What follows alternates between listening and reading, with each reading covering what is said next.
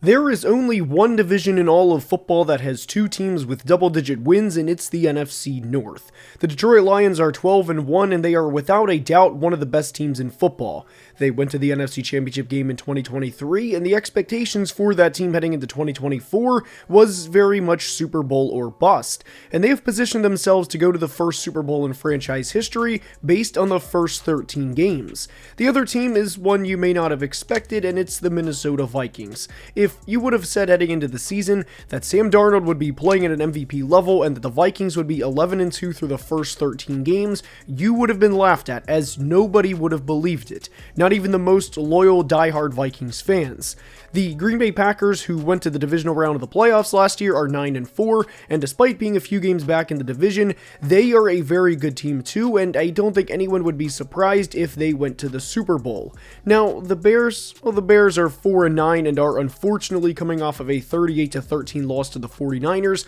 but they still very much play a part in today's video, and simply put, the future of the NFC North is unreal. And in today's video, we're going to break down why the NFC North is the best division in football, and why the four teams in the NFC North are also in a great position to have future success. Now let's begin. And we are starting today's video by discussing the Chicago Bears. I know the Bears are 4-9 and are coming off of 7 straight losses and haven't won a game since before their Week 7 bye, but I do believe in the long-term vision for this team, with one stipulation of course, and we'll get to that in a minute. The Bears' final 4 games are at Minnesota, home against the Lions, home against the Seahawks, and at the Packers, and to be completely honest, I would be surprised if they don't finish the year 4-13. But I do think there is a lot to believe in with the Bears' future for a couple of reasons. They will have 3 top 50 selections in the 2025 NFL Draft because they still have the Panthers' second-round pick from the Bryce Young trade, and when they address the offensive line, whether it be in free agency, the draft, or both, this team will inevitably get better. The Bears have over $80 million in cap space, and whenever teams talk about capitalizing in a window with a quarterback and a rookie contract, the Bears are in that window right now. And they need to capitalize this offseason by bringing somebody like a Trey Smith from the Chiefs over, who is a kick rear ends and take names later player. They could easily pay him, and what also benefits the Bears is not only having Caleb Williams on the rookie scale contract, but also having receiver Rome Odunze on the rookie scale contract. Odunze is coming off of a 2-touchdown game in San Francisco, and I know when he scored the touchdowns, at least with how the game was being played at that point, but Rome is on pace for a 765-yard rookie season, and he has 2 100-yard games on the year, so I do think there is enough to build on entering year 2. I also really liked Rome as a receiving prospect, and I thought one of his weaknesses as a prospect was being in the same class as Marvin Harrison Jr. and Malik Nabers. I love the future with this duo, and the good news for the Bears is they have enough assets to draft somebody like Will Campbell from LSU or even trade up to go get him because, again, the final 4-game stretch for the Bears is awful. With the amount of injuries Tevin Jenkins has sustained through the first few years of his career, I would be surprised if they make a big effort to retain him when he unfortunately can't stay on the field. I realize the Bears got carved up against the Niners in Week 14, and Week 14 was brutal for them, but if this team makes the right hire at head coach, and they hire somebody like a Mike Vrabel or a Ben Johnson, then I really like where this franchise is headed. And that, by the way, is the big stipulation. I know there's a lot of concerns with ownership and Kevin Warren and the people making the decisions, and I get it, but I think there is enough pushback and enough outside voices to where the Bears may actually listen to what people have to say for once in their franchise history. If they make a mistake and hire the wrong head coach, like they did by keeping Eberflus when the rumor was general manager Ryan Poles wanted to let him go and hire Jim Harbaugh, then the future of the Bears is a lot more bleak. I mean, obviously. But from where they are right now, and with what can be done this offseason, the Chicago Bears are in a very good position to build the offensive line and seriously compete in 2025. Right now, this team has 3 division losses by 7 total points. I know they're 4-9, but this is not a bad football team. The Green Bay Packers are up, and this team's future is bright for several reasons, but the first one we'll dive into is the quarterback position. It's a lot easier said than done to go from one Hall of Fame quarterback to a quarterback whose future is very bright, and I mean a lot easier said than done. Look at the Patriots, for example. The Packers transitioned from Aaron Rodgers to Jordan Love seamlessly, and it's because they had a plan for not just an offseason, not something they just threw together, but for something they had molded for several years, and Jordan took over in 2023 and has been a great player for them since. Obviously, he's had his ups and downs, and obviously he's had a couple of very bad plays, and the Rams pick 6 comes to mind, but more often than not, the Packers win games, and it's because they are a great and a well-run team, and honestly, it starts from the top down. I really think in head coach conversations that Matt LaFleur is a little underrated, and I think he is definitely one of the best head coaches in the league, and their front office is also really well run, and it's because they do things right. They protect the players, and they give the players large contracts, but they also protect the team, and that's huge when it comes to team building. There's a reason they were able to sign both Josh Jacobs and Xavier McKinney, and there's a reason both players have proved to be very good free agent signings, while also keeping the team protected in case either player starts to play bad during the course of their contract. That way, the team and the organization is protected too. Josh Jacobs is 26 years old, and he's already over 1,000 yards and 11 touchdowns on the season, which is tremendous production for a running back, but again, he is an older running back despite being just 26 years old, and the guarantees for Jacobs' contract really run out after this year, and if he has a bad year in 2025, they can cut him and he's off the books in 2026 and beyond, despite him being under contract through the 2027 season. Xavier McKinney is, of course, one of the best safeties in the league, and again, this team is really well run from the top down, and what also has to be remembered with the Packers roster right now is they are a very, very young roster. It's not a couple of 34-year-olds carrying everybody else. This team is one of the youngest in the league, and they are the youngest offense in the league,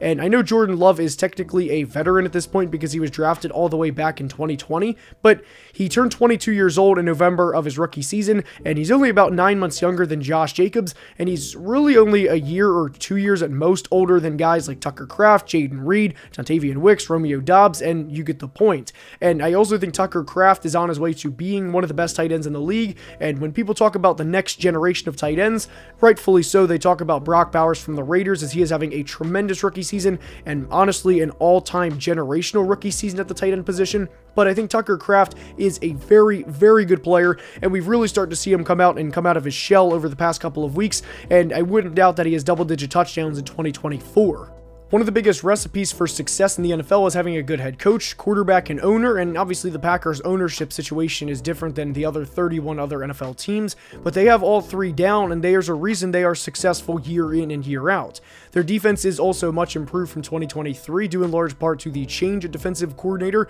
going from Joe Barry to Jeff Hafley, and if you would tell somebody at the beginning of every NFL season, as the night kicks off in September, that the Packers are going to the Super Bowl, nobody would bat an eye, and it's because they are a very successful organization year in and year out, and obviously with Jordan Love, Matt LaFleur, and everybody else they have on their roster, I have no doubt this team will make the playoffs more often than not, especially now that there's 7 teams going to the playoffs every year more often than not, and it's because they are a really, really well-run organization.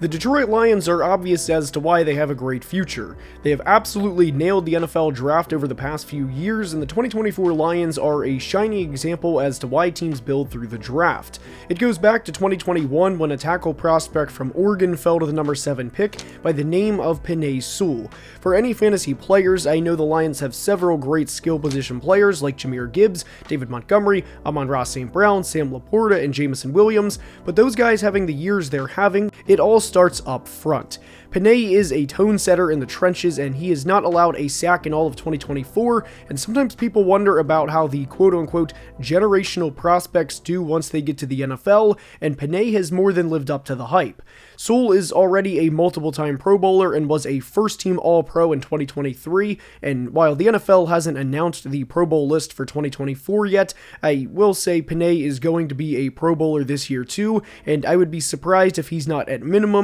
a second-team All-Pro. Also, no Lions fans, that's not a subtle shot of me saying they're not going to the Super Bowl, so Penei can play in the Pro Bowl. That's not what I meant. My point is, this team has done everything the right way, and they are one of the best teams in football for a reason. It was Penei and Amon-Ra in 2021, Hutch, J-Mo, Kirby Joseph, and Malcolm Rodriguez in 2022, and 4 insane picks in the top 50 in 2023, and here we are now with the Lions at 12-1, looking to be the number 1 seed and have the NFC run run through the Motor City. And for those who may not know, the 4 picks in the top 50 in 2023 were Jahmyr Gibbs, Jack Campbell, Sam Laporta, and Brian Branch, who has emerged as one of the best defensive backs in football. The only thing that I think will trip this team up, aside from the sheer amount of injuries they've had in 2024, especially defensively, is when it's time for everyone to get paid. They paid Panay, Amon-Ra, and Jared Goff this offseason, and Hutch will get paid at some point, but when it's time to pay everyone, somebody will either get traded for draft picks or the quality depth on this team will get paid elsewhere in free agency. But even at that point, the talent will still be amongst the best in the league, and I absolutely trust what Brad Holmes and Dan Campbell are doing. They have earned the benefit of the doubt by the play they put on the field, as this team is 24-6 in the regular season since the start of the 2023 season. Jared Goff has 25 passing touchdowns on the year to 10 interceptions, and it is definitely worth noting 5 came in one game, so outside of one bad game against Houston, in which they still won by the way, he's been a really good player, and whether it's through the air or on the ground, they can beat you in any way they want. The Lions have ran for over 100 yards in every single game this season, and they are positioned for success for both the short and long term. We mentioned money earlier that could get in the way, and coordinators leaving the Lions and being head coaches elsewhere could hurt too, but again, this roster is absolutely loaded. The Lions are the definition of going from the outhouse to the penthouse, and they were my preseason pick to go to the Super Bowl, and not surprisingly, they still are. This is an elite football team. The Minnesota Vikings are up, and they are in a unique situation, though I think their future is definitely bright for a couple of reasons. If you would have said back in August that the Minnesota Vikings would be 11-2 through 13 games, Sam Darnold would legitimately be in the MVP conversation with 28 touchdowns to 10 interceptions, and that the Vikings would be one of the best teams in all of football, there is a 0% chance anybody would have believed you. And to be completely honest, as a Vikings fan, I was hoping for an 8-9 or 9-8 year, and that JJ McCarthy would take over after the Week 5 bye, and obviously things went wrong when JJ unfortunately was out for the year with a knee injury. And after JJ was out with a knee injury, my initial thoughts were, great, this is going to be pretty much a wasted year. Hopefully Justin Jefferson sticks around and does not want out after this year, because this is probably going to be a long year, maybe 6-11, maybe 7-10, and I am glad to say that I was extremely wrong about this team. The Vikings have a very bright future for a couple of reasons, and I think the number one reason that it starts with is head coach Kevin O'Connell. It is cliche at times to say culture is a big part of NFL locker rooms, but I think Kevin O'Connell definitely proves how much culture and how much belief can impact an NFL locker room. But you can see week in and week out how much energy, how much passion, and how much effort the Vikings play with, and there's a reason they are 11-2. The Vikings also did really well in free agency this year, and it's not just because of Sam Darnold, although he obviously plays a big part, and it's not every year where a team signs an MVP caliber quarterback in free agency for the measly price of $10 million. They also signed Jonathan Grenard, who entered Week 14 leading the NFL in pressures, and they also signed Andrew Van Ginkel, who is a very underrated player, and by being able to sign Grenard, Van Ginkel, and of course Blake Cashman, the defense transformed seemingly overnight. All of these guys are relatively young, and the Vikings also have JJ McCarthy with a redshirt year, and there's a couple of reasons that I think the Vikings' future is bright, with or without Sam Darnold in the future. Again, if you would have said that Sam Darnold would be an MVP candidate, nobody would have believed you, and with Kevin O'Connell playing a big part in transforming Sam Darnold into being this player consistently, because Sam obviously had flashes as a Jet, and he had those big 90-plus yard touchdowns of Robbie Anderson way back in the day, and there were certainly plays where Sam Darnold would make where you would say, okay, this guy clearly has talent, but he's obviously not that player on a down-to-down basis. I am under the belief that Kevin O'Connell can get the most out of JJ McCarthy, especially considering that this was who Kevin O'Connell and Kwesi Adofo-Mensah wanted. Yes, they wanted Drake May, but unfortunately New England wouldn't budge on the number 3 overall pick, but Minnesota ended up drafting both JJ McCarthy and Dallas Turner, so at this point I think the trade, or the lack of trade, has worked out for both franchises. The Vikings are a really well-run organization, and with where this team was back in 2021 under Mike Zimmer, and with where they are now under head coach Kevin O'Connell, it is quite literally a night and day's difference. There's not a lot of head coaches around the league that are better than Kevin O'Connell, and when you factor in there's a decent amount of holes on this roster despite being 11-2, and the fact that the Vikings overcome this regularly despite holes along the interior offensive line, really the entire defensive line, the cornerback room, and running back will certainly need to be addressed as Aaron Jones is getting older and is also a free agent after this season. I really like where the Vikings' future is headed, and especially that they have a lot of money to work with this offseason, which is something that they haven't been able to do over the past really 5 or 6 off seasons because they've had to pay a quarterback top 5 money, or really top of the line money in Kirk Cousins,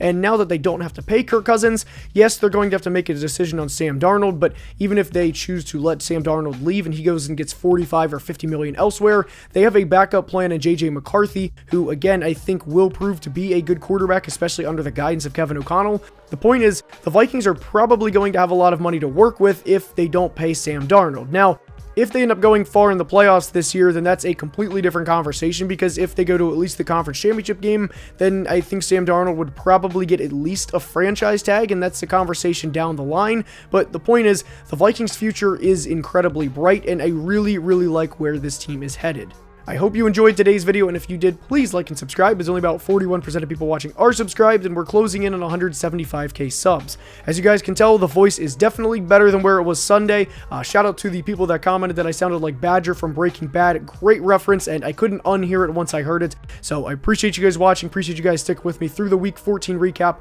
but that's all I have for today, and until next time, please be safe and have a great day. Love you guys.